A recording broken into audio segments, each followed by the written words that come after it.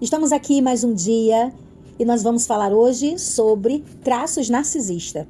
Qual é a diferença de quem tem traços e de quem tem realmente o transtorno? Eu sou a doutora Alessandra, especialista em narcisismo, sociopatia e psicopatia.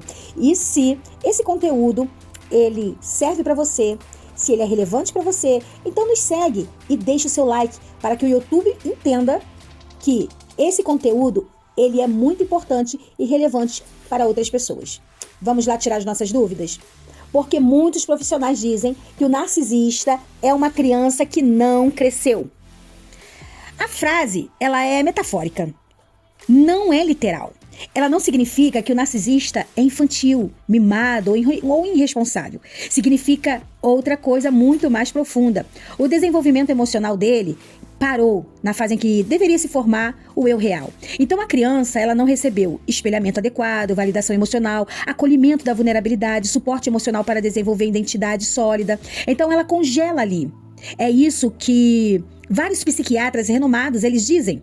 Então a criança externa cresce, mas o núcleo emocional permanece imaturo. Isso não é mimar, é interrupção traumática no desenvolvimento do self. Então, doutora, de onde vem a confusão de criança mimada?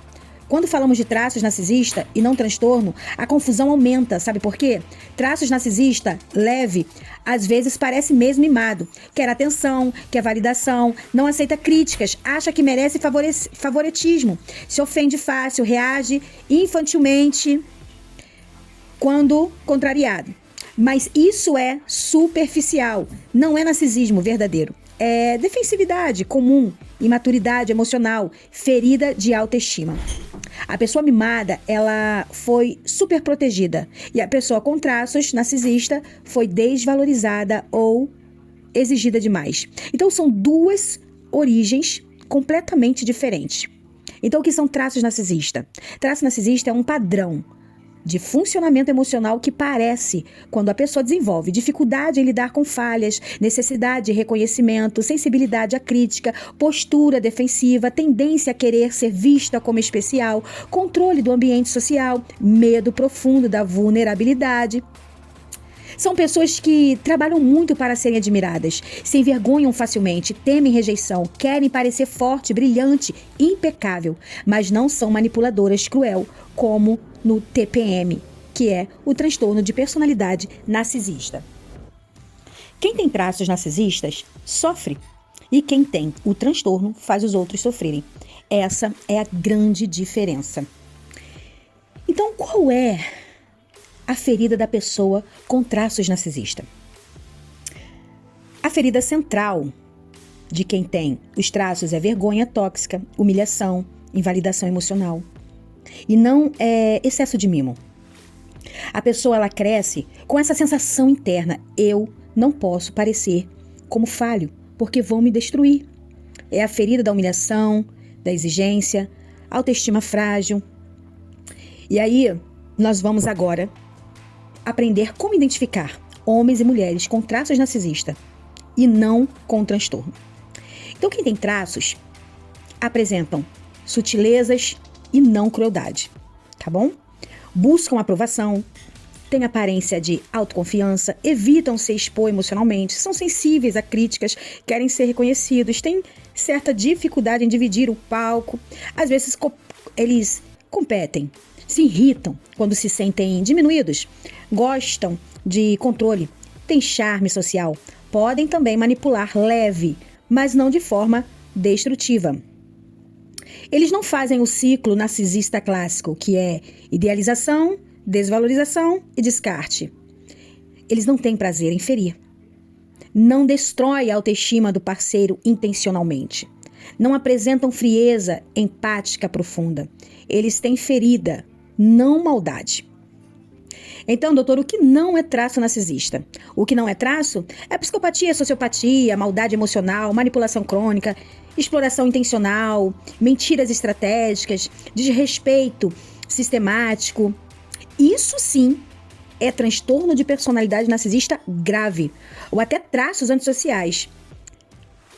E a máscara, doutora, dessas pessoas com traços, quais são? Então vamos falar da grande máscara? É uma versão exagerada de quem realmente ela queria ter sido para os seus pais. É uma máscara de força, de brilho, de segurança, competência, independência, autossuficiência, perfeição. Ela veste isso para não sentir vergonha, rejeição ou inferioridade. A pessoa com traços narcisista é dissimulada? Muitas pessoas me perguntam isso. Mas a minha resposta é não como narcisista patológico. Ela pode sim evitar vulnerabilidade, esconder falhas, exagerar conquistas, mudar a narrativa para não parecer fraca, ir embora antes de ser exposta, né? Para não passar vergonha. Mas isso tudo é defesa, gente. Não é manipulação predadora, como do transtorno de personalidade narcisista. E outra pergunta muito importante. E se eu sou casada com alguém com traços narcisistas?